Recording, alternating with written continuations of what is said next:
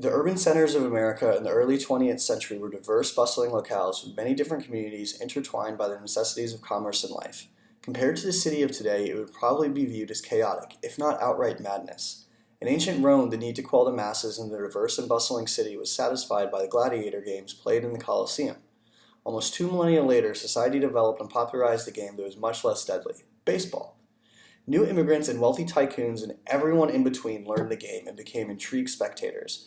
In the coming decades, it became the biggest sport in America, our national pastime, and a game for the masses for about half the year. The ballparks that housed thousands of spectators from all walks of life became bigger and bigger, with food stands and souvenir stores. At least half the people in any given park cheered for the same team. It's a bond that's fascinatingly strong. The ballpark was a frequent Saturday afternoon event. With as many games as there were, tickets were cheap, and being located in the cities themselves, games were easy to travel to. This public space had a unique opportunity to unite all classes and people in celebration or commiseration. In 1923, the greatest monument to America's pastime was built in the Bronx and unofficially dedicated to the greatest baseball player ever, Babe Ruth. The house that Ruth built was Yankee Stadium, and it stood in the Bronx until 2009, overseeing some of the greatest, and I would argue the greatest, teams any sport has ever seen.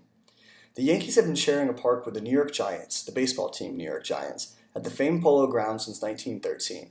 With the signing of Babe Ruth in 1920, there were more Yankee fans attending games than Giants fans. This irritated Giants ownership, and they issued an eviction notice to the Yankees that was eventually rescinded. But this was the spark that piqued Yankee interest in their own stadium. The Yankees announced Yankee Stadium soon after, with a planned capacity of 60,000 fans, more than double what any stadium was capable of holding. On opening day, 99,200 people showed up, with more than 25,000 turned away at the gate. The Yankees won 4-1 with a 3-run home run by Babe Ruth. The design of Yankee Stadium is actually very interesting. It was the first stadium to have 3 tiers of seating. It was the first to have the dirt warning track along the outfield wall, and it was the first to feature an innovative all-electronic scoreboard. In fact, it was one of the first ballparks in the country to be called a stadium, partly because it was also a mixed-use facility. See, the New York Giants also played football there, concerts have been held there, and there have even been 3 visits by popes to the stadium. There are several iconic features of Yankee Stadium. First, the outside was fairly monotone and imposing. The slabs of concrete with the signage "Yankee Stadium" was what greeted you.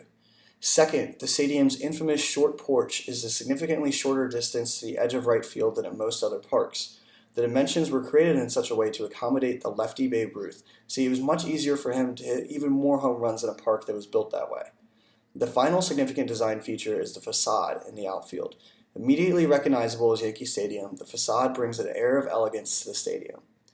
New York City opted to significantly renovate the stadium in the 1970s, practically completely redesigning the interior of the park after major concerns of structural integrity were brought to light. In 2009, Yankee Stadium was demolished to clear the way for a new Yankee Stadium constructed directly across the street. Old Yankee Stadium is now a mixed-use park, Heritage Field. It houses several Little League and softball fields, including a regulation field where the original diamond was at the stadium in addition to walking paths and other amenities. So why is Yankee Stadium personally meaningful to me? Well, the Yankees have always been a part of my life and my family's life. My father grew up going to the stadium and was even there for the longest playoff game ever played there, a divisional series game against the Mariners in 1995. I have been there, and I have also been to Heritage Field, and the aura and supernatural feeling that surrounds you when you're there is like nowhere else.